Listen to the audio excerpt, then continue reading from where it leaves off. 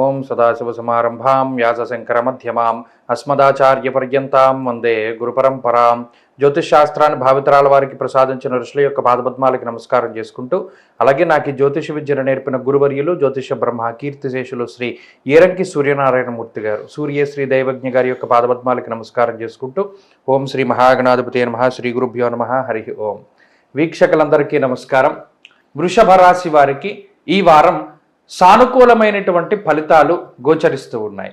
ప్రత్యేకించి రాశిలోనే సంచారం చేస్తూ ఉండేటువంటి గురుడు కొంత వ్యతిరేకమైనటువంటి ఫలితాలను ఇస్తూ ఉన్నప్పటికీ, రెండవ స్థానంలో ఉండేటువంటి శుక్రుడు కానీ బుధుడు కానీ, అలాగే జన్మ రవి యొక్క దోషం ఈ వారం లగాయితూ తొలగిపోయింది కాబట్టి ఆ రవి ఇచ్చే పాప ఫలితాలు కూడా తగ్గుముఖం పట్టి లాభస్థానంలో ఉన్నటువంటి రాహు యోగిస్తూ ఉండడం, పూర్తి స్థాయిలో ఈ వారం చంద్రబలం అనేటువంటిది అధికంగా ఉండడం వల్ల 4 గ్రహాల తాలూకు శుభ ఫలితాలు వృషభ రాశి వారికి రానున్నాయి.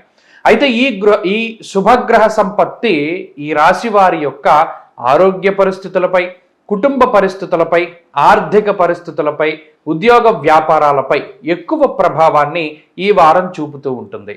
అనగా 2వ స్థానమందు శుభగ్రహ సంయుక్తి ఉండడం వల్ల ఆయా గ్రహాలు శుభ ఫలితాలను ఇస్తూ ఉన్నాయి.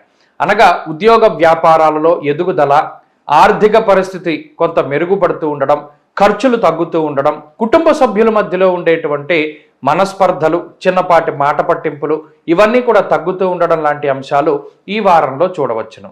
అయితే జన్మ రాశి యందు ఉన్నటువంటి గురువు, అలాగే ఈ రాశికి ఉన్నటువంటి పాపార్గళము అనగా 2, 12 స్థానాల్లో ఉండేటువంటి క్రూరమైనటువంటి గ్రహాల వల్ల కొంత ఒత్తిడి మాత్రం అధికంగా ఉంటుంది.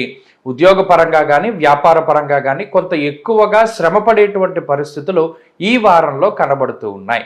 కాబట్టి కొంత కుటుంబ పరిస్థితులు, ఆర్థిక పరిస్థితులు మెరుగుపడినప్పటికీ శారీరకమైనటువంటి శ్రమ మాత్రం వృషభ రాశి వారికి ఈ వారంలో కొంత అధికంగా ఉండేటువంటి పరిస్థితులు గోచరిస్తూ ఉన్నాయి. ఆర్థిక పరిస్థితులు మెరుగ్గా గోచరిస్తూ ఉన్నాయి, ఖర్చులు తగ్గుతాయి. అలాగే ఆరోగ్యపరంగా కొంత ఈ వారం జాగ్రత్తగా ఉండడం మంచిది. మరీ ముఖ్యంగా ఉద్యోగ వ్యాపారాలకు సంబంధించినటువంటి విషయాలకు వస్తే వాటిలో శ్రమ అధికంగా ఉన్నప్పటికీ తగినటువంటి గుర్తింపు లభించడం అనేటువంటిది ఈ వారంలో చూడవచ్చును. అలాగే సంబంధ బాంధవ్యాలు మెరుగుపడుతూ ఉండడము, సంతానానికి సంబంధించినటువంటి పురోగతి, రుణబాధలు తగ్గడం లాంటివి కూడా ఈ వారంలో మంచి విషయాలుగా చెప్పుకోవచ్చును. అలాగే విద్యార్థులకి గ్రహగతులు పూర్తిగా అనుకూలంగా ఉన్నాయి.